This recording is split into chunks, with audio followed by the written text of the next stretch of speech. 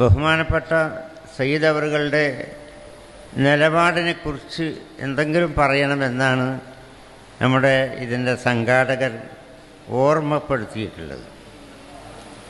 ആ നിലപാടുകൾ എന്താണെന്നുള്ളത് ബഹുമാനപ്പെട്ട സയ്യിദുൽ ഉലമ മഹാനവറുകൾ നമ്മുടെ അൽമുഅല്ലിമ് ബഹുമാനപ്പെട്ട ഹൈദരലി ശിഹാബ് തങ്ങളുടെ അനുസ്മരണ പരിപ്പായി ഇറക്കിയപ്പോൾ അതിലേക്ക് ഒരു സന്ദേശം, ഒരു ലേഖനം നൽകിയിട്ടുണ്ട്.